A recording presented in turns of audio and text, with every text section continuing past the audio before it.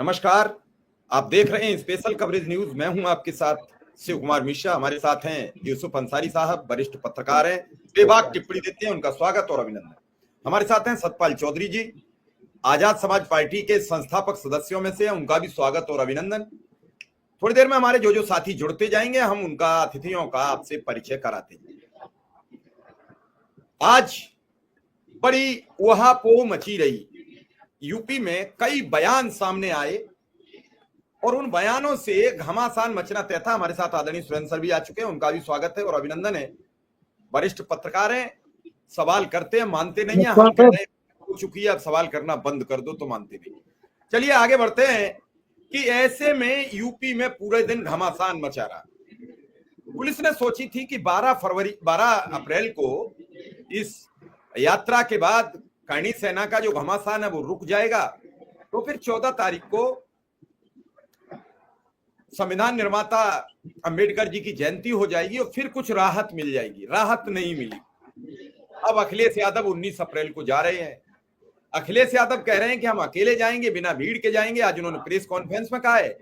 और रामजीलाल सुमन कह रहे हैं कि हम दो हाथ दिखाएंगे। अब समझ में नहीं आ रहा है कि प्रशासन फिर हौच पौच है, लाठियां खरीदने पड़ेंगी, कि फिर कुछ हेलमेट खरीदने पड़ेंगे। प्रशासन हौच पौच है। उन्होंने आज और भी कई बड़ी बातें की मीडिया में। वो एक दावत में जाते हैं आजमगढ़, तो मीडिया ने खबर चला दी कि एक अपराधी के घर खाना खाने चले गए। कितनी तेज है हमारे देश की मीडिया।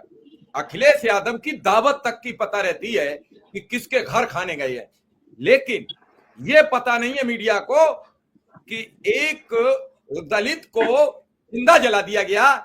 वो किस समाज ने जला दिया ये किसी को पता नहीं है, किसके काल में जला दिया ये किसको पता नहीं है। वहां एक छोटे से 2-3 छप्पर थे, उन्हें बुलडोजर ने तोड़ दिया सिर्फ इसलिए कि अखिलेश यादव और चंद्रशेखर जी ने सवाल किए क्या इनके यहां जाएगा, बुलडोजर जाएगा। तो बड़ी उलझन थी और इसी उलझन में मामला फंसा हुआ था और परिस्थितियां विपरीत थी। अब ये सब चीजें प्रदेश में आज दिन भर चली, तो शाम को इंद्रजीत सरोज ने दोपहर में ही मंदिर पर बयान दे दिया। उस बयान को तूल पकड़ गया। अखिलेश यादव की प्रेस कॉन्फ्रेंस जब चल रही थी, एक पत्रकार ने, एक बड़े नामी गिरामी चैनल के पत्रकार ने पूछा कि आप ममता बनर्जी के हिंसा को कैसे देखते हैं। तो उन्होंने बड़ी शालीनता से कहा यूपी में गेहूं बिक रहे हैं, ये पूछा आपने हमसे, हम पूर्व मुख्यमंत्री रहे हैं। आपने ये पूछा यूपी में अपराध कैसा है, आपने ये पूछा मुझसे सवाल की कासगंज में जो बेटी थी उसके मामले पर आप क्या कहेंगे, आपने ये पूछा बनारस का क्या कहेंगे, आपने ये पूछा बनारस वाले मिश्रा जी को पुलिस ने क्यों जेल भेज दिया। पत्रकार साहब खामोश रह गए, क्यों मैसेज में नहीं थे ये सब सवाल। तो सवाल में तो मैसेज में यह था कि ममता बनर्जी के यहाँ हिंसा पर पूछना, तो फिर कुछ बोलेंगे। उन्होंने कहा मैं ममता जी के साथ खड़ा हूं। ये सब बाकियां बने रहे और योगी जी लगातार योजनाओं की घोषणा करते चले जा रहे हैं। पहला सवाल मैं आज यूसुफ सर से करूंगा। यूसुफ सर, जो लोग पूछना चाहते हैं, अखिलेश यादव की दावत की पता है कि वो एक वलीमा में आज गए, वो तो ये अच्छा रहा, उसने ये नहीं कहा कि आपने एक मुर्गा का पीस उठाया था, आपने एक लेग पीस उठाया था, आपने एक मटन का उठाया था, ये सब नहीं कहा, वरना हंगामा कट जाता। कहीं उसमें बीफ तो नहीं था। वो वहीं तक सीमित बना रहा। मैं तो उसे धन्यवाद देता हूं, वो अक्लमंद पत्रकार था और बवाल बढ़ जाता। लेकिन उसे ये पता नहीं था कि उत्तर प्रदेश में अपराध कैसे बढ़ रहा है, बेटियां सुरक्षित नहीं है और हाई कोर्ट इतनी भद्दी टिप्पणियां आप देने लगा। शर्म आती है उन टिप्पणियों पर। सुप्रीम कोर्ट लगातार कह रहा है कि ये तुम क्या बोल रहे हो, सरकार से कह रहा है कि तुम कहां क्या कर रहे हो।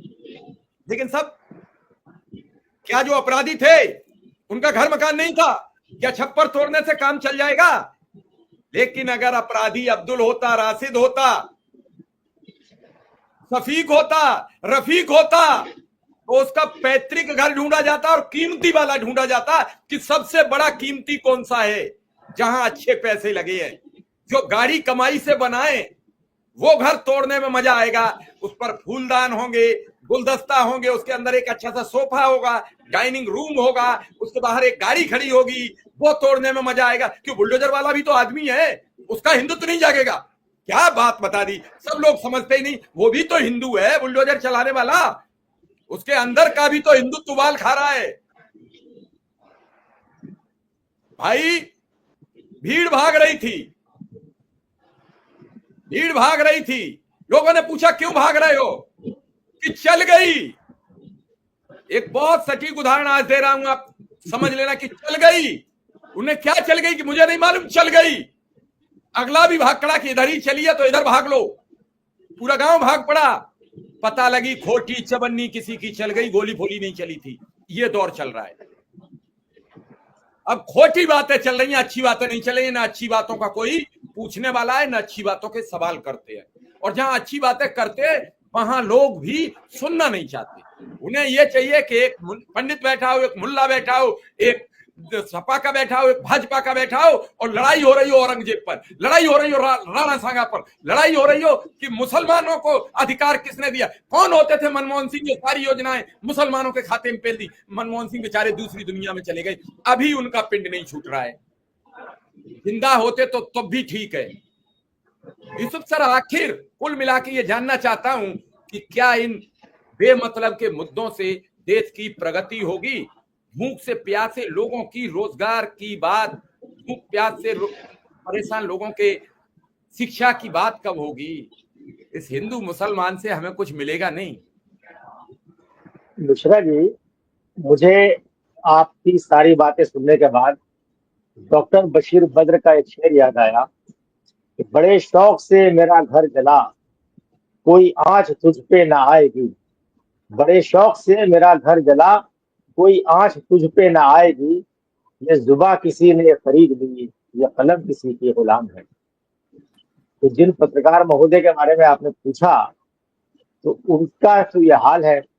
और रही बात ये कि क्या इन हिंदू मुसलमान करने से, औरंगजेब राणा प्रताप करने से प्रदेश का भला होगा? होगा। सत्ता में बैठे हुए लोगों को लगता है कि हाँ, इसी से भला होगा, इसीलिए वो ये कर रहे हैं, और इसी से उनकी सत्ता सलामत है, इसी से उन्होंने सत्ता पर कब्जा किया है। अब तो आ जाएगा, सत्ता पर कब्जा किया है अपना एजेंडा लागू करने के लिए, इसी से वो सत्ता में आए हैं, इसी से सत्ता पे कब्जा किया है, और इसी से उनकी सत्ता।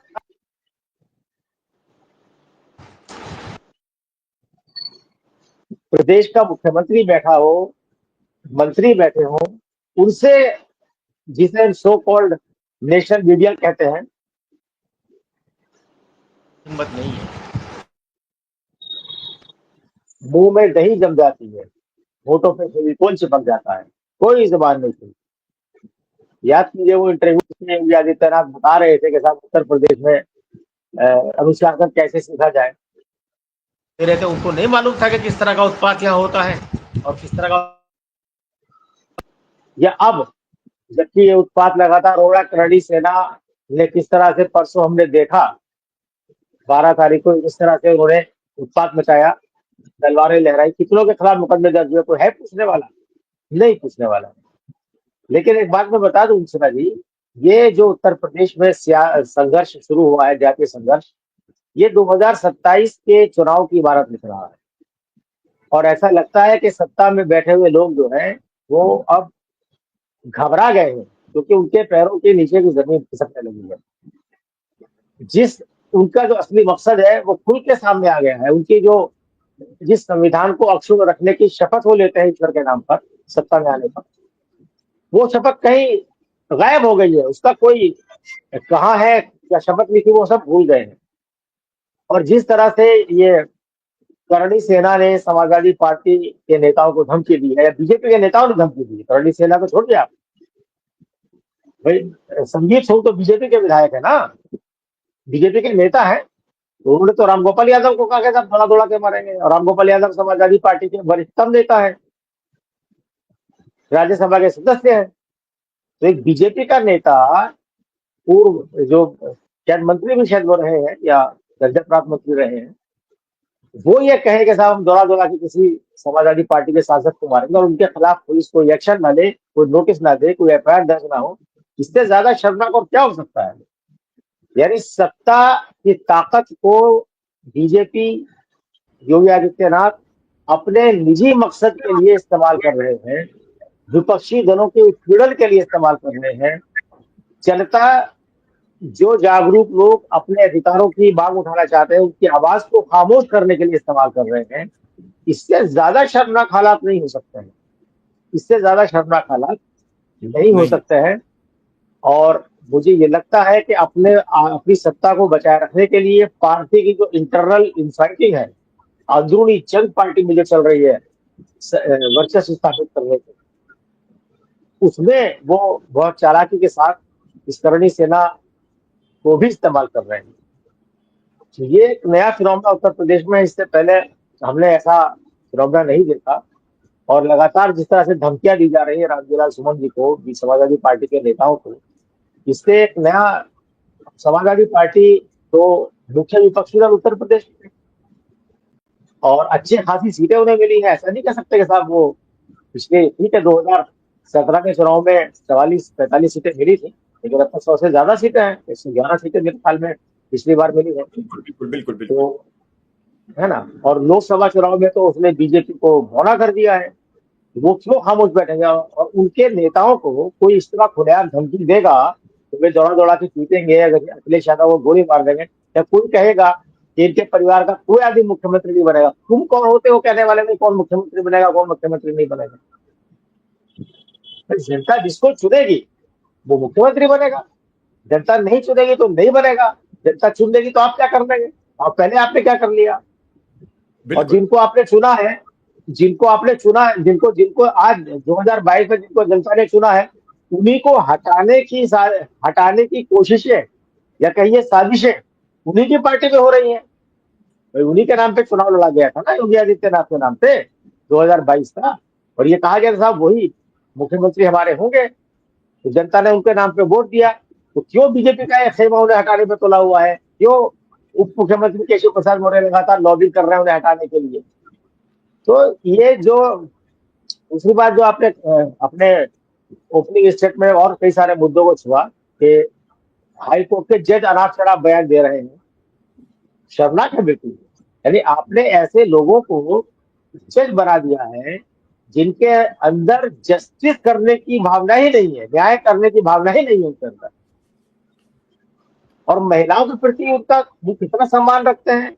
हम कहते साहब हमारे देश में नारी की पूजा होती है, तो हम देखते ना कितनी पूजा हो रही है नारी की। रोज जगह जगह से खबरें आ रही हैं कि साहब बच्चियों के साथ जिस तरह दरिंदगी हो रही है, तो यही पूजा है। और दरिंदगी करने वालों में शर्मनाक बात यह है कि सत्ताधारी पार्टी के लोग भी शामिल होते हैं। उत्तर प्रदेश में तो जितने बड़े रेप कांड हुए हैं, सब में कहीं ना कहीं बीजेपी के नेताओं का उसके अंदर उनका, बीजेपी के नेता उसके अंदर शामिल रहे, चाहे वो कुलदीप सेंगर रहे उन्नाव वाले, या कई और जगह पे इस तरह की चीजें हुई हैं। तो कुल मिलाकर के ये कहा जा सकता है कि उत्तर प्रदेश में जो उथल पुथल मची हुई है, ये उथल पुथल बहुत जल्द शांत होने वाली नहीं है। इसके दूरगामी अंजाम होंगे और राजनीति में बड़े उलटफेर का संकेत दे रहे हैं। चलिए मैं सीधा अब सतपाल जी के पास पहुंचूंगा, फिर सुरेंद्र सर के पास पहुंचूंगा। सतपाल जी, जो कुछ हो रहा है वो बड़ा अचंभित है। मैं ये नहीं कहूंगा कि सब कुछ ठीक है, बड़ा अचंभित है। और धर्म समाज से निकलकर जब तक हम बाहर नहीं आएंगे डेवलपमेंट नहीं होगा, बदला नहीं जा सकता है। चाहे दलित हो, पिछड़े हो या फिर ब्राह्मण हो, क्या ऐसे राजनीति चलेगी कि ये वर्ग अलग हो गया? मैं तो समझ रहा हूं ब्राह्मण, दलित, पिछड़े और मुसलमान 90% आपने एक तरफ कर दिया। अब तो 10% बचे हैं। 90 बनाम 10 की लड़ाई कर दी। होगा क्या? क्या बैठे लोग ये नहीं समझ पा रहे हैं होगा क्या? सतपाल जी जी, देखिए सर, जो उत्तर प्रदेश के जो हालात है, योगी आदित्यनाथ जी का अपना दल है, समानांतर दल है। वो भारतीय जनता पार्टी और आरएसएस के मूल के लोग नहीं है, और वो उसी तरह से उसको चलाना चाहते हैं। और जो कट्टरवाद, जितना कट्टरवाद आरएसएस और बीजेपी में नहीं है, उससे ज्यादा 2 गुना 4 गुना योगी आदित्यनाथ की हिंदू युवा वाहिनी में है। जो नई नस्ल इन्होंने पैदा की है, जो लड़के नौजवान, खासकर मैं जाति का क्या नाम लूं सर, कुछ लोग हैं उसमें जो हिंदू युवा वाहिनी में काम करते हैं, उनके आप कारनामे देखोगे तो ऐसा लगता है कि पता नहीं किस अराजकता में जी रहे हो। ये आरएसएस और बीजेपी से भी बढ़ के, और इसलिए योगी आदित्यनाथ इसलिए भारी पड़ते हैं आरएसएस और बीजेपी पे, क्योंकि उनके जो नौजवान है, जो लड़के जो भ्रमित है तो तुम, वो आरएसएस बीजेपी से कहीं ज्यादा आगे जाके कार्रवाई करते हैं। और वही लोग जो उतना बजरंग दल और विश्व हिंदू परिषद के लड़के भी नहीं कर पाते हैं जितना हिंदू युवा वाहिनी के करते हैं। और क्योंकि उन्हें लगता वो कुछ सजाती है, कुछ और भी है उसमें, खासकर आप पुराना मत मानना, उसमें त्यागी समुदाय के लोग हैं, लड़के हैं, उनकी गतिविधियां इस तरह की हैं, हमने देखी है कि तलवार कहाँ से आती है। ये विश्व हिंदू परिषद और बजरंग दल ने इस्तेमाल नहीं किए, हिंदू युवा वाहिनी ने इस्तेमाल किए। तो नया कॉन्सेप्ट तैयार किया हिंदुओं का, हिंदुत्व का। योगी आदित्यनाथ ने नया कॉन्सेप्ट तैयार किया कि मारो काटो और बजा दो और सब कुछ खत्म कर दो, मैं बैठा हूं, किसी को कुछ नहीं होने दूंगा, दूसरा कोई बोलेगा उस पर बुलडोजर चला दूंगा। तो ये नई संस्कृति, अपसंस्कृति उत्तर प्रदेश में योगी आदित्यनाथ ने पैदा की है, और इसको ना चाहते हुए भी नरेंद्र मोदी और अमित शाह और भारतीय जनता पार्टी और आरएसएस इसको एक्सेप्ट करती है। वो नहीं चाहते कि योगी आदित्यनाथ इतने मुखर होकर उधर की बात करें, लेकिन उसके बावजूद जब जब चुनाव होते हैं अन्य प्रदेशों में, वह योगी आदित्यनाथ को बुलाया जाता, इसलिए बुलाया जाता है कि वो कट्टरवाद का एक संदेश दे रहे कि आप पे कुछ नहीं रखा, आप सिद्धांत की बात करते हो, आप जो आपने किताब लिख दी है उस पर जो आप चला रहे हो, आप जो इतने साल से जो आपने वो बना दिए, मंदिर बना दिए हैं आपने, शिशु मंदिर खोल दिए हैं, स्कूल से और उससे आप जो संस्कारित कर रहे हो लोगों को, हिंदुत्व की तरफ प्रेरित करते हो, नहीं। योगी आदित्यनाथ कहते हैं कि उसमें यकीन नहीं है हमें प्रशिक्षित करने में, हमें तो यह सीधे मारकाट ले लो एकदम, जो गुंडे मवालियों की भाषा होती है उस पर जब वो कट्टरवाद पे जाते, और कभी उनका भी नहीं रहा शिवसेना का भी महाराष्ट्र में, उनका केवल बाहर का और क्षेत्रीय रहा। लेकिन योगी आदित्यनाथ का जो कॉन्सेप्ट है ये इतना खतरनाक है कि इसको जो नई जनरेशन है, जो नए लड़के हैं जिनको ज्ञान ही नहीं है, ना पढ़ते हैं ना लिखते हैं, उठा लो, मार दो, काट दो, उस तरह की जो जो भय पैदा करने की जो संस्कृति पैदा की है योगी आदित्यनाथ ने, ये बहुत खतरनाक, और इसलिए उनको हटाने में भी इनको दिक्कत होती है आरएसएस बीजेपी को।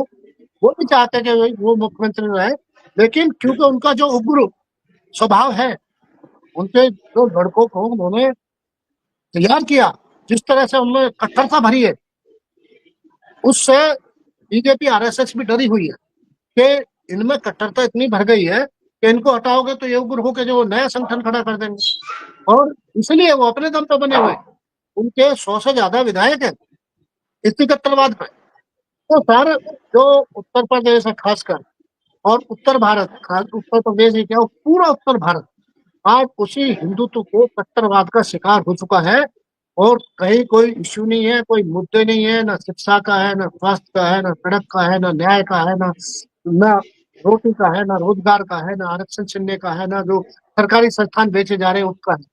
योगी आदित्यनाथ ने पूरे देश में इस तरह का बवंडर मचा दिया है कि मारेंगे और काटेंगे और बस बर्बाद कर देंगे, और नए लड़कों में उन्हें पता ही नहीं। हमने देखा पीछे जब मैंने राजनीति की शुरुआत की थी तो लड़कों में, मैं माफ करना डीपी यादव जी उस समय थे, उनका दौर चल रहा था, तो हमारे जो कौम के लड़के थे उनमें बड़ा जुनून था राइफल उठाने का, मुफ्त में जाके उनकी राइफल उठाते थे, उनके साथ रहते थे।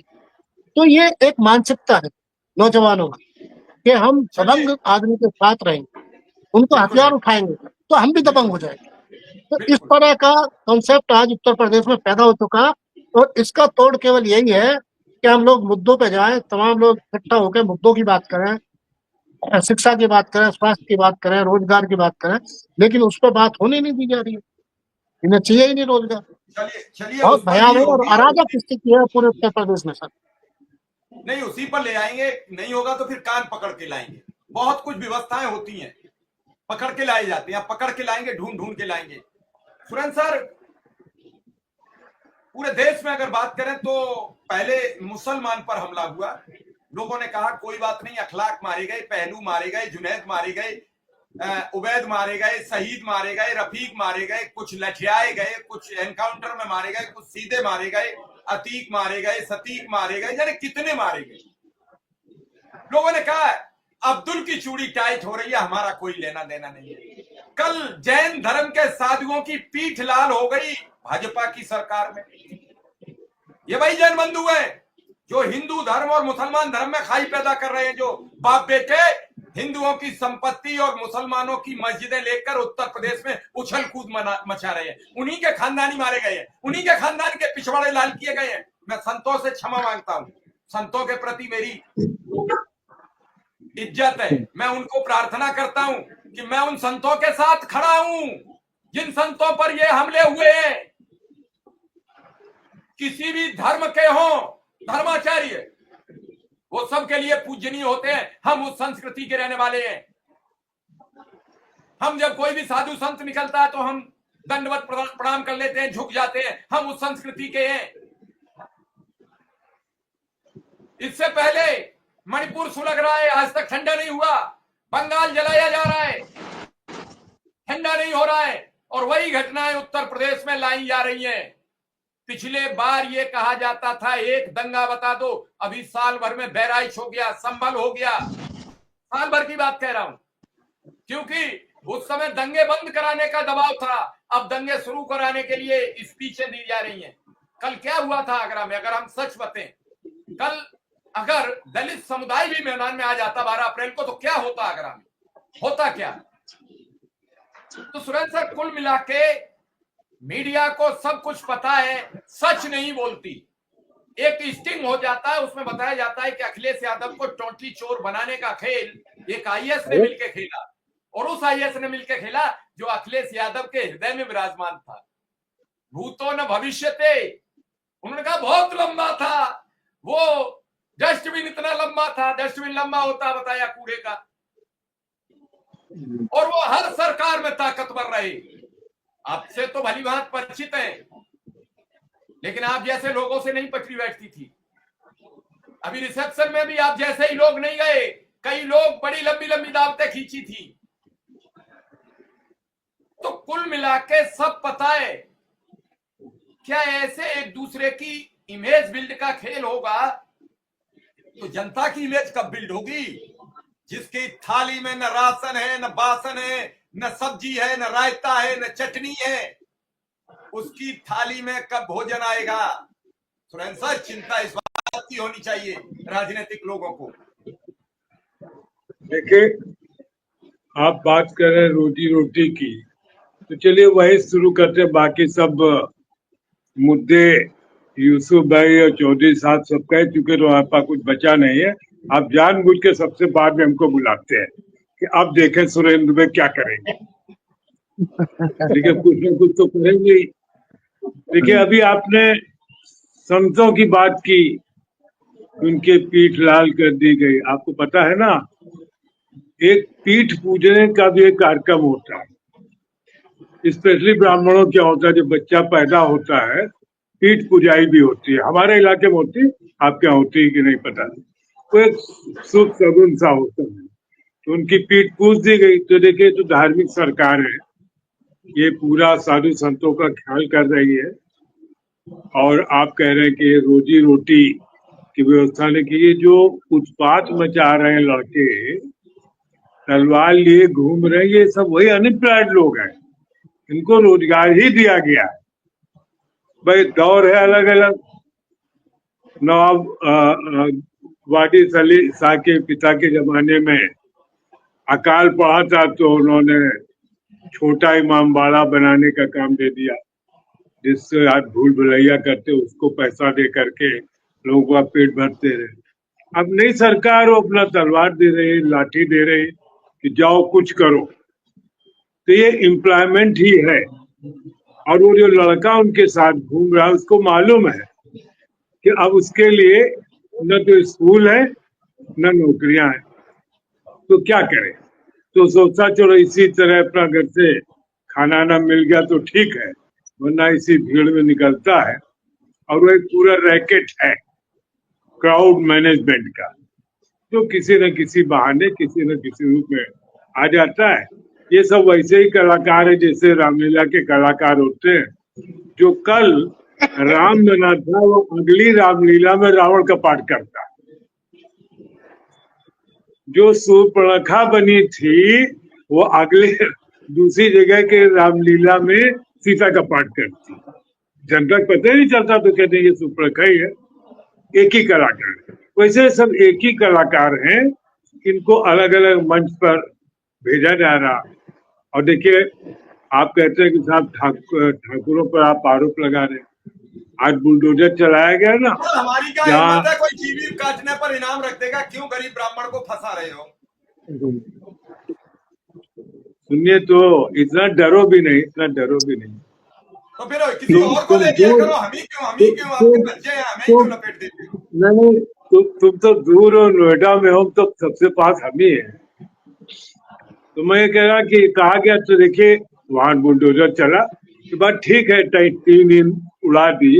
जैसे घर के बाहर 3 इंच का शेड टाइप बना रहता, जो मैं देख रहा था वीडियो में, वो था कि उसको तोड़ ताड़ दिया। और ये होगा कि देखिए बुलडोजर वहां भी चल गया। अब वहां से प्रेम प्रसंग ढूंढा जा रहा है और उस प्रेम प्रसंग में फंसा करके जो युवक मारा गया उसको बदनाम कर दे। ये एक तौर तरीका निकाला गया है कि जो असली बात है। आप ये बताइए कि वो अपने बनारस वाले मिश्रा जी बेचारे चाकू से गोंदे भी गए, उनको हॉस्पिटल से वालों ने रेफर किया बीएचयू को, और उनको पुलिस ने पीछे रोक लिया, कहने बीएचयू नहीं जाना, तुमको जेल जाना है। इतनी स्वतंत्रता किसी देश में होगी कि आदमी कहीं जाना होता कहीं चला जाता है। अब उनकी जेल में पता नहीं कोई इलाज हो रहा नहीं हो रहा, जो भी है, बहरहाल वो जेल चले गए।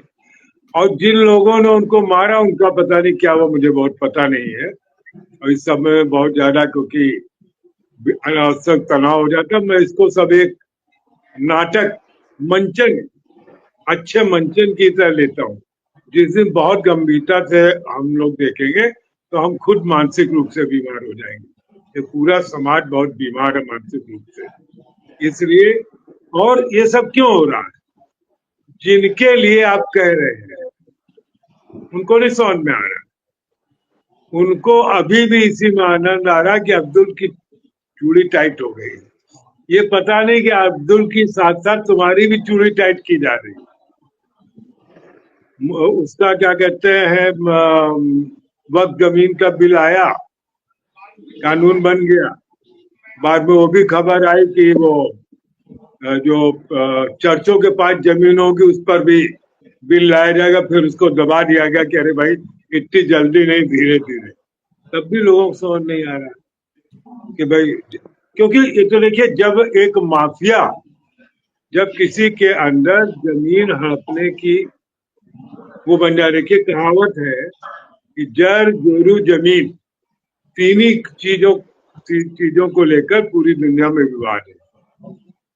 जर है ही, जोरू के मामले हो ही रहे, जोरू को आप रेप केसेस से जोड़ दीजिए। और जमीन का जो है कि अगर आपके अंदर ये तृष्णा पैदा हो जाए कि हमको जमीन लेनी, तो आपको याद होगा एक अंग्रेजी में एक बड़ी अच्छी, मुझे इंग्लिश लेखक का नाम नहीं याद है, यूसुफ साहब बताएंगे, हम लोगों को पढ़ाया जाता था, how much land does a man require. Tolstoy था किसका, तो हमारे हाई स्कूल इंटर पढ़ाया जाता है कि आदमी को कितनी जमीन चाहिए। तो उसमें ये हुआ कि कहा गया कि किसान को, राजा ने कहा किसान से कि तुम जितना दिन भर में जोत लो, सारी जमीन तुम्हारी है। और लगा सूरज ढलने तक, तो सुबह से लगा सूरज ढलने तक उसकी हबीज बढ़ती गई कि और जमीन ले ले, और जमीन ले ले। और अंततः वह सूर्यास्त के समय जमीन पर वहीं गिर के मर गया। और वो कहानी ये कहती है कि आपको उतनी ही जमीन चाहिए जितने में आप दफन होते। लेकिन अब यहाँ तो लोगों को है कि जितनी जमीन ले ले। तो जो जमीन वाले लोग हैं उनको हिंदू, मुसलमान, देश, लोकतंत्र, कोई कुछ किसी चीज से लेना देने नहीं। उनका सीधा मतलब ये होता है कि हमें जमीन किसी कीमत पर चाहिए। मस्जिद के लिए मैं ये नहीं कहता हूँ कि वो वक्त वाले बड़ा अच्छा काम करना कर रहे होंगे। हम ये कह रहे हैं जो दूसरे पक्ष आप बराबरी का कानून बना दीजिए, अब उनकी जमीन ले लीजिए, उनको भी रेगुलेट कर दीजिए, ट्रस्ट बना दीजिए। आज अगर हमारी सरकार सिर्फ धार्मिक स्थलों को रेगुलेट करने के लिए ट्रस्ट बना दे तो मैं कह सकता हूं कि 1000-2000 लाख करोड़ रुपए की संपत्ति सरकार के पास होगी। इतना पैसा धर्म के नाम पर दबाया गया है, इतनी जमीन धर्म के नाम पर सभी धर्मों के पास नहीं करेंगे। क्यों भाई फलाने मंदिर में वो क्या कहते हैं तहखाने में इतने करोड़ का सोना रखा हुआ है, क्यों रखा हुआ? अरे भाई वहां जो वेस्ट ही रखा है ना, उसको अगर बैंक ऑफ इंग्लैंड में रखेंगे तो उसके अगेंस्ट हमको डॉलर मिलेगा, और वहां जो क्या कहते हैं उसमें तहखाने में रखे उसके अगेंस्ट हमें कुछ नहीं मिलता। लेकिन इस तरह की बातें सोचने के लिए कोई तैयार नहीं है। आप कह रहे क्या मिलेगा? वोट मिलेगा ना, वोट मिल रहा है, सत्ता चल रही है। जब तक मतदाता जागरूक नहीं होगा और उसको ये नहीं समझ में आ जाएगा कि उसके ऊपर ही बैलगाड़ी चलाई जा रही, तब तक वो बैलगाड़ी के नीचे चल रहा है और ये समझ रहे हैं कि उसी की वजह से बैलगाड़ी चल रही है। जी चलिए सर, सुरेंद्र सर की तो बैलगाड़ी चल रही है, अब हम कह रहे हैं कि बैलगाड़ी अब मत चलाओ, क्योंकि अब रेलगाड़ी भी नहीं रही है, अब तो तकनीकी की गाड़ी चल रही है। जहां चाइना गाड़ी ले आया पानी पे तैर के चली जाएगी, अभी आप बैलगाड़ी पे घूम रहे हो। ऐसे दौर में उत्तर प्रदेश में इन सब चीजों पर चर्चा होती है। आज संभल के अगल बगल में कोई गांव है, वहां का कुछ नपाई शुरू हो गई है, हम खुश हैं, नपने लगा है। हम इसी बात से खुश हैं, वहां नपने तो लगा कम से कम। और ये कब नपेगा? मुझे लग रहा है कि नवंबर में हुई थी घटना वहां संभल में। नवंबर चला गया, दिसंबर चला गया, जनवरी चली गई, फरवरी गई, मार्च गई, अप्रैल आ गई, और धीरे धीरे फिर नवंबर आ जाएगा और हम लोग भूल जाएंगे कि क्या हुआ था संभल में। मुजफ्फरनगर भूल गए, बहराइच भूल गए, दशहरा नहीं आया लौट के। पंडित जी मर गए, पंडित जी की पत्नी को नौकरी मिली कि नहीं मिली, सब कुछ दूर दूर है। लेकिन हम ये जानना चाहते हैं कि प्रदेश में यूसुफ सर मौजूदा परिस्थितियों में सत्ताधारी दल घुमा घुमा के ले जाता है अपने फील्ड पर, और जिस तरीके से मैं आज पूरी प्रेस कॉन्फ्रेंस अखिलेश यादव की देखी, मुझे ठीक लगी। जो मुझे ठीक लगता है वो मैं बिल्कुल बेबाक कहता हूं कि ठीक लगी। ये सवाल होने चाहिए, क्या उनकी कीमत कौन बताएगा? उनका अस्पताल में आग लग रही है, क्या अस्पतालों में भ्रष्टाचार बढ़ रहा है? आग लगा दो, बात खत्म हो गई। ना भ्रष्टाचार की जांच रही, ना आंच रही, दोनों काम खत्म हो गए। क्यों? मेरी सुरक्षा पर ज्यादा खतरा है तो मेरी सारी सुरक्षा वापस ले ली गई है एनएसजी वगैरह की, और जो कुछ रह गई वो भी वापस ले लो। सुरक्षा का तो उन्हें खतरा है जो गड़बड़ी करते घूम रहे हैं या गड़बड़ी फैला रहे हैं समाज में, उन्हें सुरक्षा की जरूरत है। मैं तो सबके लिए एक जैसा हूं, मुझे अकेला छोड़ दो, मेरे सारी सुरक्षा वापस ले लो। ये किसी पूर्व मुख्यमंत्री का कह देना यूसुफ सर बड़ी बात है, बड़ी बात है। और उसके बाद प्रतिक्रिया नहीं आती सरकार की तरफ से। ना मीडिया ये पूछती है कि जब कोई व्यक्ति ऐसा कह रहा है तो इसके एवज में आप क्या बोलते हैं? खामोशी छा जाती है। इसलिए छा जाती है खामोशी। जब हम छोटे थे ना तो हमारे मोहल्ले में एक थे जिन्हें हम ताऊ जी बोलते थे, वो किस्सा गो थे, वो थे किस्सा गो।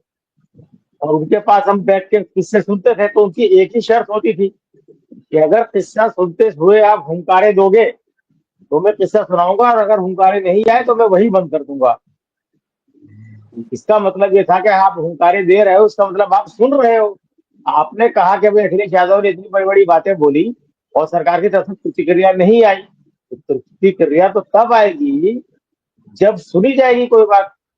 तो आप कोई बात सुनते ही तो कहेंगे कि हाँ हूं या नहीं। तो जब आपकी बात सुनी नहीं जा रही है तो कैसे कोई प्रतिक्रिया देगा? इन सरकारों ने तो आंखों में पट्टी बांध ली है तो इन्हें कुछ दिखाई नहीं देता है, कानों में रुई ठूस ली है तो इन्हें कोई किसी का दर्द सुनाई नहीं देता है।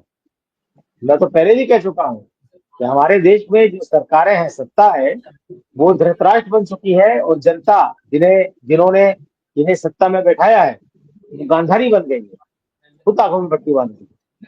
तो इसलिए जो आपने बात कही कि भाई अखिलेश यादव ने बुनियादी सवाल उठाए हैं। आखिर मीडिया का काम क्या है?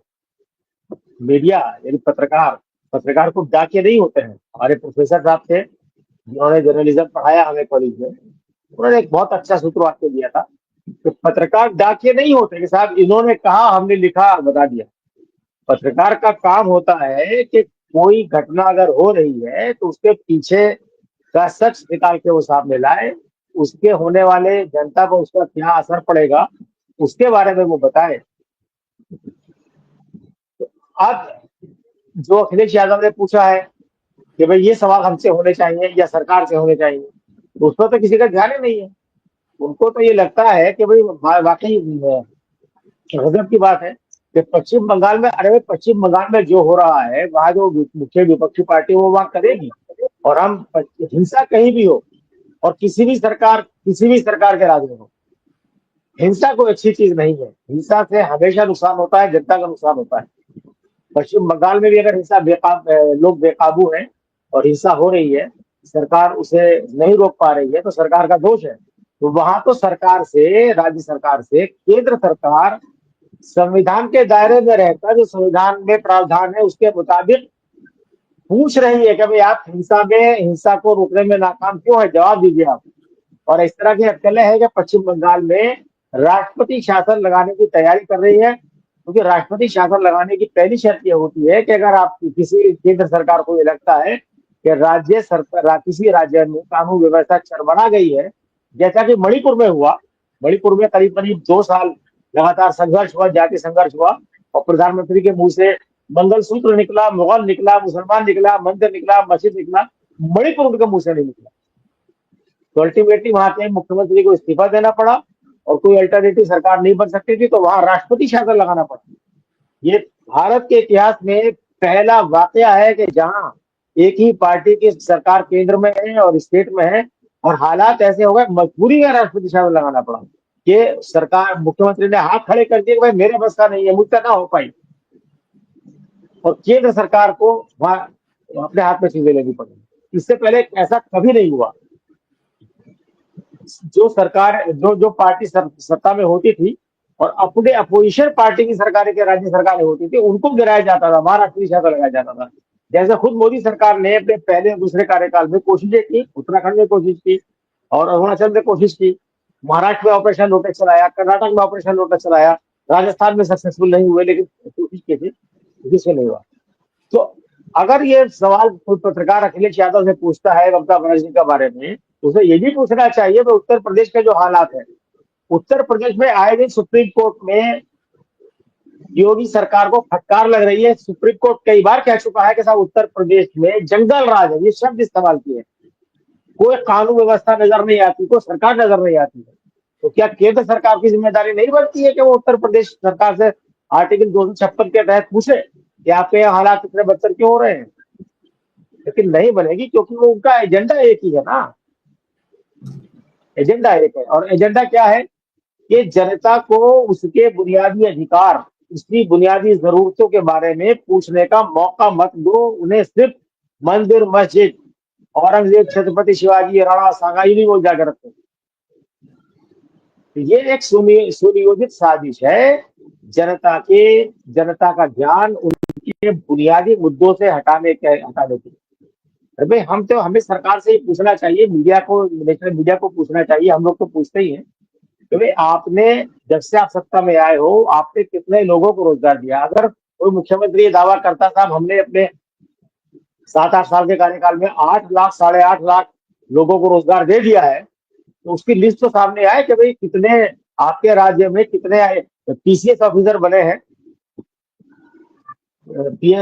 है ना, कहाँ कितने टीचर की भर्ती हुई, कितने डॉक्टर।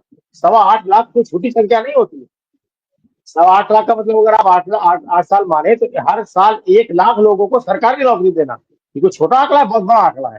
लेकिन इस पे कोई सवाल नहीं है, इस पे कोई सवाल नहीं है। सवाल है तो सिर्फ अपोजिशन से है। ये तो अपने पत्रकारिता के मूल धर्म से भागने की पलायन है, उससे पलायन भूल गए उसको। मैं फिर ये बात कहता हूँ उसका जी कि जो हालात उत्तर प्रदेश में हो गए हैं वो हालात जनता के लिए ठीक नहीं है। ये अल्टीमेटली जो भी कुछ हो रहा है उसका खामियाजा तो जनता को ही भुगतना पड़ेगा। चलिए यूसुफ सर, आप जनता खामियाजा उठा ही रही है, जीवन कट गया। कल प्रधानमंत्री जी हरियाणा में कह रहे थे कि कांग्रेस को मुसलमान ने पंचर बनाने वाला बना दिया। मैं प्रधानमंत्री जी से जानना चाहता हूं कि वो कम से कम पंचर तो बना रहा था, आपने तो जिंदा रहने लायक नहीं छोड़ा। कभी बुलडोजर भेजा, कभी कुछ बवाल भेजा, कभी कुछ भेजा। अब 40 सीटों पे 200 पे आ गए हो, तो इस बार ईदी आपने भेजी है। अगर आप और 170 सीटों पर आ गए तो सलाह वालेकुम भी कहोगे। मैं बड़ी ढंग से बात ये कह रहा हूं कि जाने क्या क्या कहोगे। जनता अगर 150 सीटों पे ले आई तो पता नहीं क्या क्या कहोगे, टोपी गमछा सब कुछ ओढ़ लोगे, क्योंकि सत्ता का नशा बड़ा चढ़कर बोलता है। ये जो कमेंट कर रहे हैं प्रधानमंत्री जी, ये देश के प्रधानमंत्री को शोभा नहीं देता है। किसी एक समुदाय विशेष के लोगों के प्रति इतनी नफरत की भावना पालना ठीक नहीं है। इससे अच्छा तो ईदी न देते तो अच्छा था। ये सब पूरा विश्व सुनता है जब आप बोलते हो, और एक प्राइम मिनिस्टर जब एक समुदाय के लिए ये शब्द कहे कि फला दल ने आपको पंचर बनाने लायक बना दिया, तो मैं ये जानना चाहता हूं सतपाल जी से, पिछले 10 साल में प्रधानमंत्री नरेंद्र मोदी ने कहां तक आदमी पहुंचा दिया? क्या चप्पल वाला हवाई जहाज में बैठ गया या उसकी चप्पल भी बिकवा दी हवाई जहाज के चक्कर में कि बेटे हवाई जहाज में बैठोगे चप्पल जल्दी जल्दी बेच दो। अब वो चप्पल भी खोज रहा है, वो जूते भी खोज रहा है, जूते ले नहीं सकता, चप्पल थी वो भी उसने बेच दी या फिर उतार दी कि हवाई जहाज में बैठेंगे। अब उसे चप्पल भी नहीं मिल रही। तो क्या हुआ इन 10 साल में, कितना इजाफा करा दिया? मुझे लग रहा है कि आपकी चेहरे की मुस्कान बता रही है कि काफी इजाफा हुआ है। शिव कुमार जी, देखिए मुसलमान तो घोषित तौर पर 10 साल में इनके शासनकाल में उनके दुश्मन है एक तरह से घोषित तौर पर। लेकिन जो बाकी के लोग हैं वो अघोषित तौर पर उनका इलाज किया भारतीय जनता पार्टी, और अपने तमाम जो उद्योगपति हैं जिनकी दलाली के लिए प्रधानमंत्री काम करते हैं, उनको चाहे श्रीलंका हो, चाहे चीन हो, चाहे और दूसरे अमेरिका हो, वहां जीभ नहीं निकलती, उनकी जुबान नहीं निकलती। वो इसलिए नहीं निकलती क्योंकि दलाली करते हैं उनके लिए। तो बड़ा सवाल तो मुसलमानों का नहीं है, बड़ा सवाल तो उनका है जिनसे उन्होंने वोट लिए, उनके साथ दगाबाजी हो रही है और उनके अधिकारों को देखा जा रहा। भाई मुसलमानों को कितनी हिस्सेदारी मिलेगी? मुसलमान तो तब भी सक्षम है, तब भी वो पेंशन लगा रहा है, मैकेनिज्म का काम कर रहा है और अपना सेल्फ उसका कारोबार है, वो तो तब भी उसमें है, बहुत सारी हिकमत है मुसलमान के पास। लेकिन बाकी के दो आपको वोट देने वाले लोग हैं, उनके पास तो झुंझुना बजाने के अलावा कुछ है ही नहीं। वो तो केवल आपका गीत गाते हैं, आपका झुंझुना बजाते हैं। आपने तो सबसे ज्यादा उन्हीं को रगड़ा। यदि हिंदू किसको मानोगे? हम तो कहते हैं कि भाई हिंदू की बताओ, कौन से हिंदू हो? अपर कास्ट के हिंदू हो, लोअर कास्ट के हिंदू हो, पिछड़े हो, दलित हो, आदिवासी हो, कौन से हिंदू हो? उसकी व्याख्या नहीं करते हो। सबसे ज्यादा दलन तो उन्हीं का हुआ। और हम तो कहते हैं कि सबसे ज्यादा जो अपर कास्ट का हिंदू है उसी का दलन हुआ। केवल एक ही है, एक कुछ ही लोग बचे हैं जो आरएसएस और बीजेपी के बिल्कुल खासम खास हैं, जो घराने हैं उनके, केवल उनको लाभ पहुंचा। आम जनता को वो हिंदू के नाम पर ठगा गया। सबसे ज्यादा ठगाई उनकी हो रही है। लोग, लड़के, नए नौजवान सब क्रिमिनल बना दिए, उनको दंगे की आग में झोंक दिया गया, उनका रोजगार छीन लिया गया। उन पर कुछ बचा नहीं है, कोई भविष्य नहीं बचा, उनका शिक्षा नहीं बची है, रोजगार नहीं बचा। सबसे ज्यादा नुकसान उन्हीं का हुआ। मुसलमान समझ गया कि मैं तो घोषित तौर पर मेरे तो ये दुश्मन है, ये शासन सत्ता मेरी दुश्मन है, तो मुझे सर्वाइव करना, किसी भी तरह से सर्वाइव करना। वो सर्वाइव कर रहा। लेकिन जो अघोषित है, वो जो अघोषित है उनका, जिनका इलाज किया जा रहा, उनकी समझ में नहीं आ रहा। अभी उन्हें जो लगाया जा रहा कि जाओ बजरंग दल में काम करो, जाओ विश्व हिंदू परिषद में काम करो, युवा वाहिनी में काम करो, वो लोग, वो लड़के, वो नौजवान, उनका भविष्य, खासकर उनका भविष्य खतरे में है सब। और उनको कुछ नहीं मिला। उन्हें जब वो बर्बाद हो जाएगी पूरी पीढ़ी, तब उनकी समझ में आएगा कि हमारे साथ हुआ क्या।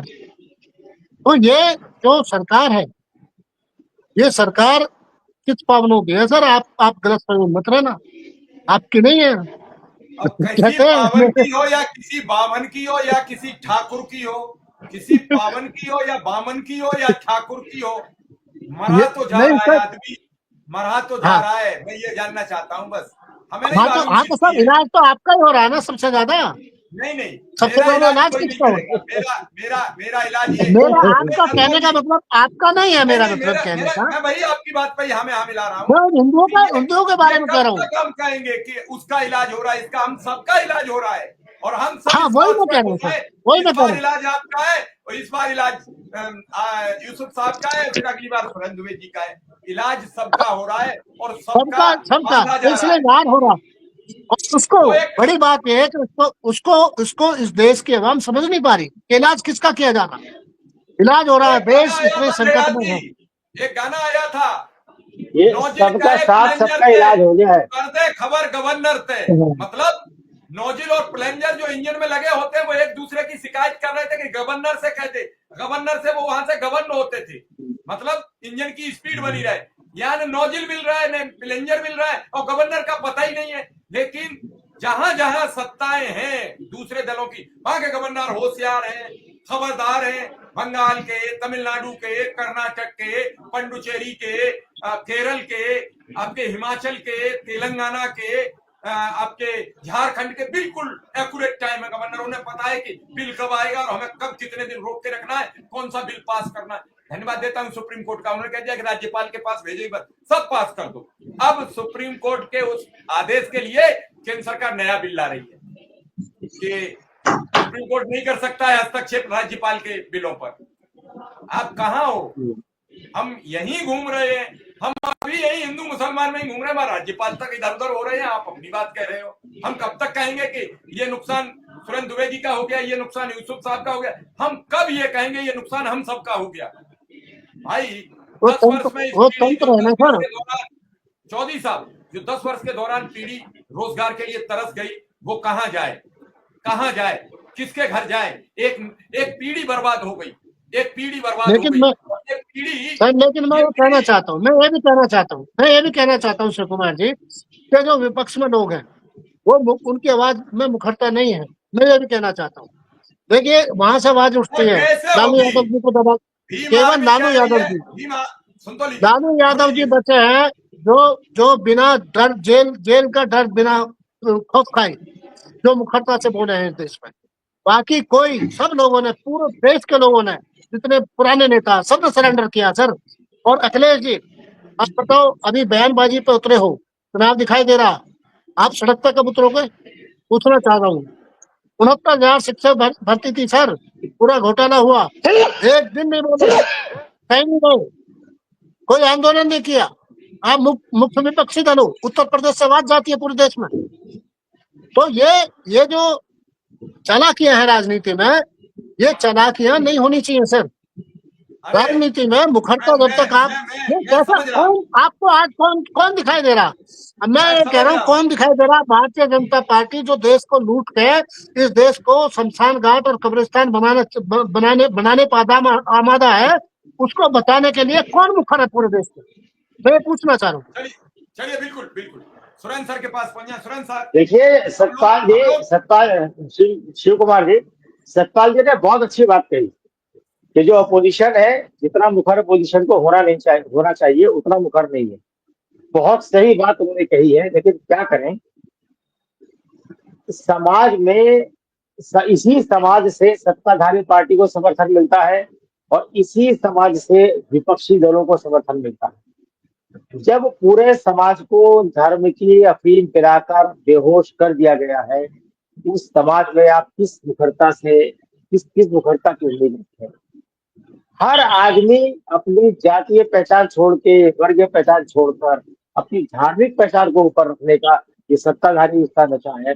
हर जगह धर्म, तू हिंदू मैं मुसलमान, मैं मुसलमान तू हिंदू, वहां कैसे आप वो करें? क्योंकि आप, बात तो वही आ जाती है कि जब मुसलमानों का, जो जिसे कहते हैं कि भाई राक्षसीकरण किया गया, डिफराइजेशन किया गया है कि हर चीज के लिए मुसलमान जिम्मेदार, हर चीज के लिए मुसलमान जिम्मेदार, तो उसकी वजह से वो अपने अपने खोल से निकलकर तो फिर बीजेपी के पास गए हैं। ये जो सबसे बड़ी समस्या है आज के दौर की, इसकी काट किसी पार्टी के पास नहीं है। कोई राजनीतिक दल, एक जमाने में मुझे याद है बीएसपी प्रमुख मायावती ने कहा था, मेरे ख्याल में 2002 या 3 की बात है, दलित समाज के लोगों से कहा था कि तुम मंदिर में जाके चढ़ावा मत चढ़ाओ, मंदिर में मूर्ति के सामने पूजा करके चढ़ावा चढ़ाने से तुम्हें कुछ हासिल नहीं होगा, तुम्हारी देवी मैं हूँ, पैसा मुझे दो, मुझे पैसा दोगे तो हम, एक मिनट बात पूरी करने दीजिए, बात पूरी करने दीजिए कि आप पैसा मुझे दो, मुझे पैसा मिलेगा तो पार्टी मजबूत होगी, हम सत्ता में आएंगे तो दलितों के उत्थान के लिए, गरीबों के उत्थान के लिए स्कीम चलाएंगे। उन्होंने कितना क्या कितना नहीं किया वो एक अलग बात है, लेकिन उस वक्त उन्होंने एक धार्मिक कर्मकांड के खिलाफ एक आवाज बुलंद की थी। क्या आज कोई पार्टी ये हिम्मत दिखा सकती है? नहीं दिखा सकती, क्योंकि धर्म की चाशनी में लपेट कर अफीम ऐसे खिला दी गई है कि जनता कह रही साहब हमको, मुझको यारों माफ करना, मैं नशे में हूँ। नशे में जब जनता हो जाए धर्म के नशे में, वह क्रांति। दूसरी एक और इम्पोर्टेंट बात है कि कई इंग्लिश अखबारों के हेडलाइन बनी है कि इस देश में क्रांति, ये तो बात मैं पिछले 10-12 साल से बोल रहा हूँ, इस देश में जन क्रांति नहीं हो सकती, क्योंकि जन क्रांति इसलिए नहीं हो सकती है कि ईएमआई ने इस देश की आत्मा को मार दिया है। जो नौकरी पेशा लोग हैं, मिडिल क्लास है, लोअर मिडिल क्लास है, उसकी जरूरतें इतनी, उसकी कमाई से ज्यादा है, वो उसके पास हर चीज ईएमआई पे है, मकान ईएमआई पे है, गाड़ी ईएमआई पे, घर का टीवी ईएमआई पे, जितनी जरूरत के सामान है, जो जो एक लग्जूरियस लाइफ जीने के लिए, समाज में अपनी इज्जत बचाए रखने के लिए जो भी जरूरी सामान है, वो सब ईएमआई पे है। एक बार नौकरी जाएगी, दूसरी नौकरी तो मिलेगी नहीं, ईएमआई कहाँ से भरेगा? इसलिए लोग खामोश हैं। बिल्कुल, मैं आपकी बात से बिल्कुल सर सहमत हूं। हमारे साथ आर के वर्मा जी हैं जो रानीगंज से विधायक हैं, प्रतापगढ़ से। वो कई बार जुड़ने का प्रयास कर रहे लगातार, चूंकि कई रास्ते में हैं तो वो नेटवर्क इशू। मैं सीधा उनसे पूछ लूं, फिर सुरेंद्र सर के पास पहुंचूंगा। वर्मा जी, आपका स्वागत है, और मेरा सीधा सवाल है कि मौजूदा हालत में आप कैसे देख रहे हैं कि उत्तर प्रदेश की राजनीतिक करवट बदलेगी या ऐसे ही चलेगी? अपन तो गाड़ी ऐसे ही चलेगी। पहले तो आपका बहुत बहुत धन्यवाद। उत्तर प्रदेश में जिस तरीके से जंगल राज है, कानून व्यवस्था नाम की कोई चीज नहीं रह गई है, और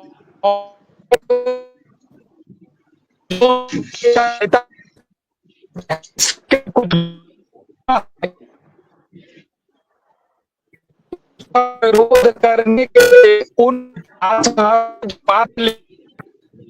उसका विरोध न करके नेता का कत्लेआम करने के लिए, उनको गोली मारने के लिए तलवार का प्रदर्शन करके, बंदूकों का प्रदर्शन करके डराने का काम किया जा रहा है।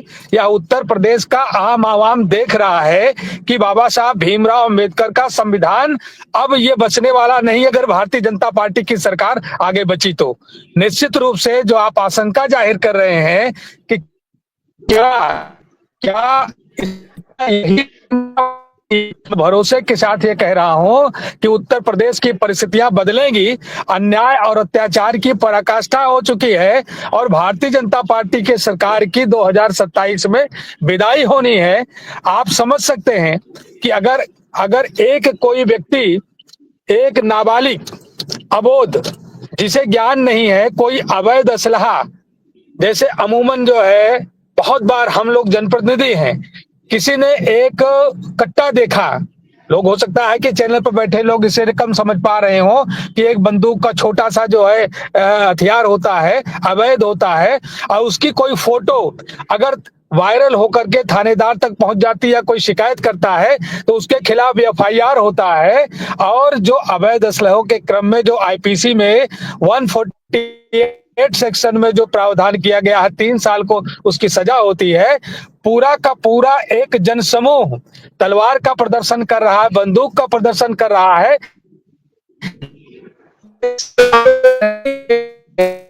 बाबा साहब भीमराव संविधान का मखौल उड़ा है। तो निश्चित रूप से उत्तर प्रदेश का आम आवाम देख रहा है और 2027 में बदलाव करेगा।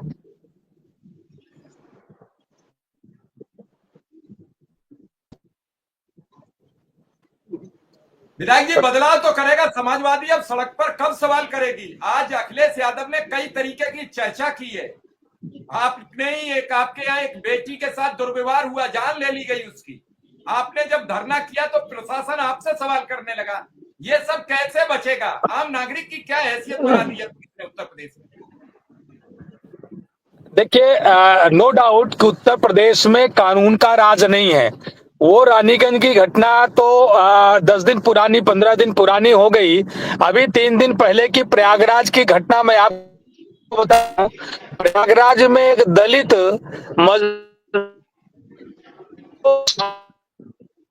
नहीं उठाया, नहीं उठाया।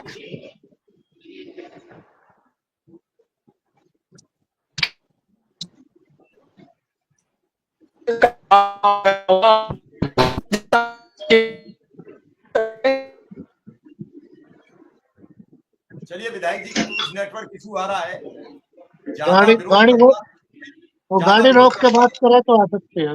नहीं, ज्यादा विरोध करना विधायक जी को लग रहा है कि पसंद नहीं आ रहा है नेटवर्क को, तो वो भी कह रहा है उनकी बात भी मतलब की बात करते हैं, क्योंकि जो नेटवर्क है वो भी। सुरेंद्र सर, अभी आपने सुना कि हर व्यक्ति अपनी बात रखना चाहता है, और बात रखना तभी चाहता है जब वो कुछ अपनी बात कहना चाहता है, लेकिन बड़ा बुरा हाल है। कैसे होगा? अभी जो मैं मुद्दा की बात आपसे भटक गया कि हम लोगों ने ज्यादा सवाल किए, तो आकाश आनंद की भी जो 22 रेडी की सुरक्षा ही वापस ले ली अभी सरकार ने, क्योंकि अब आकाश आनंद आए तो सवाल करेंगे। अब सत्ताधारी दल से मायावती जी करती नहीं है, इसलिए उनकी सुरक्षा बनी रहेगी, लेकिन आकाश आनंद की अभी सुरक्षा वापस ले ली। तो सवाल यह है कि सुरक्षित कौन कौन रहेगा, पहले तो ये तय हो जाने दो। देखिए, आकाश आनंद की सुरक्षा इसलिए 22 श्रेणी की वापस ली गई ताकि वो ज्यादा मूव ना कर सके। और ये जो एक नया दौर आया है कि नेता पुलिस की सुरक्षा में जनता के पास जाता है, जिस जनता से वोट मांगने जाता है तो कहता है तो मुझे वोट दो, मैं तुम्हें सुरक्षा दूंगा। और जब जीत जाता है तो कहता नहीं, मैं सुरक्षा लूंगा और तुम्हारा जो होगा देखा जाएगा। अभी यूसुफ साहब ने मायावती की चर्चा की थी कि उन्होंने कहा कि देवी देवताओं को पैसा वेस्ट मत करो, हमको दे दो। तो उन्होंने कोई फिलोसफिकल या कोई धार्मिक क्रांति नहीं की थी, वो उन्होंने अपनी पैसे के प्रति लालसा को ही व्यक्त किया था। और क्योंकि वो बौद्ध धर्म उन्होंने अपना रखा है तो उनको वो सूट भी करता था। लेकिन इन्हीं सब बातों की वजह से वो भगवान को, ठीक है भगवान को पैसे नहीं मिले, लेकिन भगवान ने खबर कर दी ईडी को, सीबीआई को, इनकम टैक्स को। भगवान ने बता दिया कि भाई ठीक है, तुमने हमारा पैसा, हमारा माल पानी आना बंद किया, तो अब तुम देखो। तो बहन जी नाच रही हैं, कभी सरकार के इशारे पर आकाश आनंद को बना देती, कभी हटा देती, फिर बनाया, हिम्मत की होगी तो सरकार ने कहा इनकी Y+ सिक्योरिटी वापस ले लेते। ये तो इस देश में गजब ही है ना। अमेरिका के राष्ट्रपति जो सबसे ताकतवर इस दुनिया में आदमी माना जाता है, और जहां अमेरिका में जो बंदूक और लाइसेंस, कोई लाइसेंस नहीं लेना पड़ता, दुकान में आप जाइए चाहे जहाज खरीद लीजिए। इतनी असुरक्षा के माहौल में आपको कोई कमांडो ट्रम्प साहब के साथ नहीं दिख रहा है।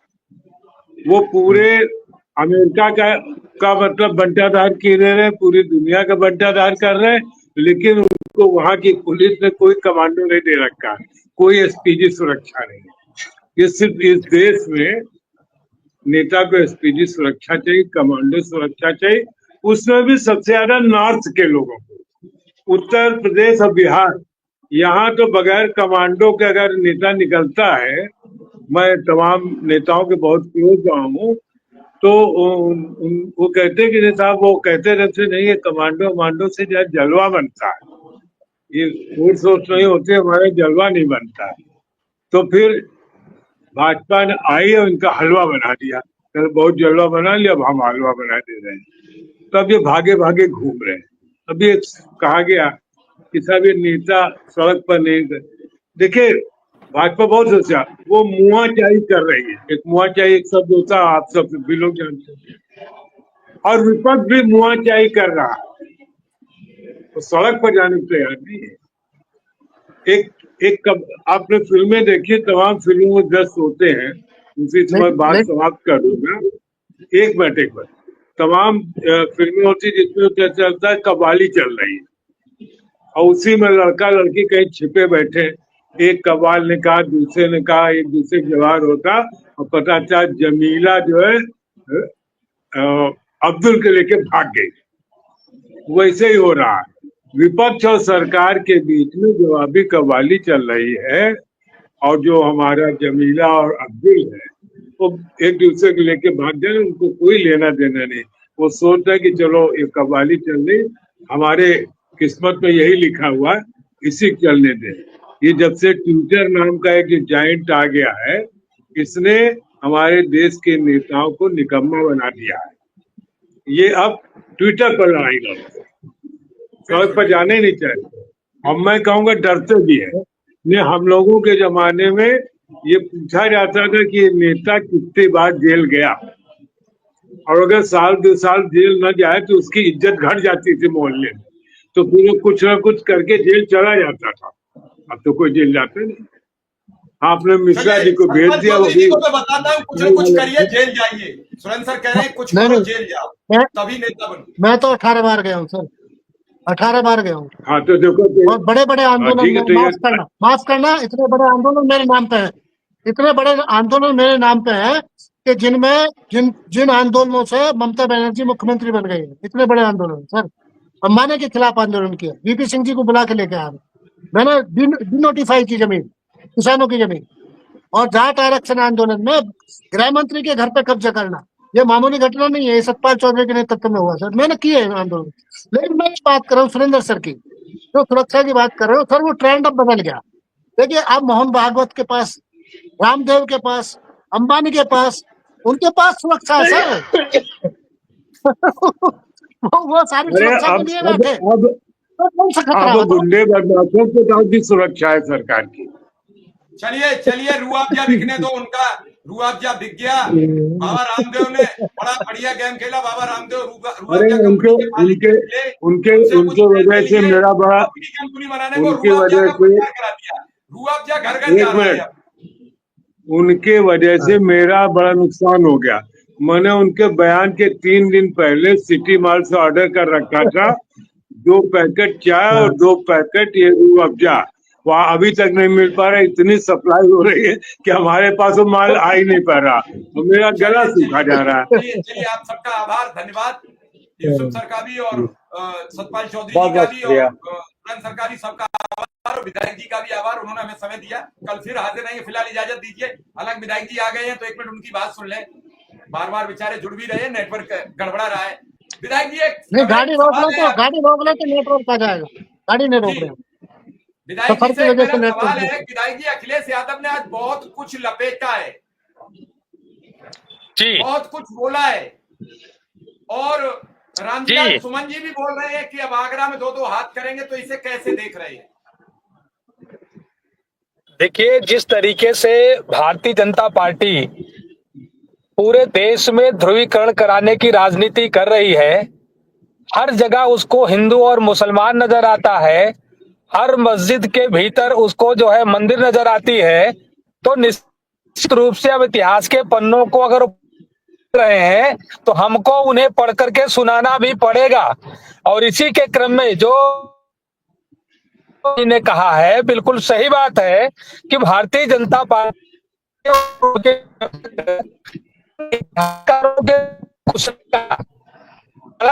को लेकर के उसमें कोई नहीं था, इतिहासकारों ने ही ये बात लिखी थी। और अब सवाल पर सवाल हम भी किए जा रहे हैं कि भाई राणा सांगा को जहर किसने दिया? राणा सांगा को जहर किसने दिया? किसी मुगल ने नहीं दिया। आपने उनकी आलोचना नहीं करी, आपने उनका पुतला नहीं फूका, आपने उनके वंशजों की खोज नहीं करी, ऐसे गद्दारों की खोज नहीं करी, तो निश्चित रूप को पलटोगे तो आपको जो बुरा इतिहास है वह आपके मुंह पर थूकने का काम करेगा। इसलिए जो है अब हम भी ये तैयार है कि दो दो हाथ करना जरूरी है और 2027 तक भारतीय जनता पार्टी का जो मुखौटा है उसको हम लोग उखाड़ करके फेंकेंगे। चलिए, आप सबका आभार और धन्यवाद, सबका बहुत बहुत आभार, बहुत बहुत धन्यवाद, नमस्कार। Thank you, thank you, thank you, thank you.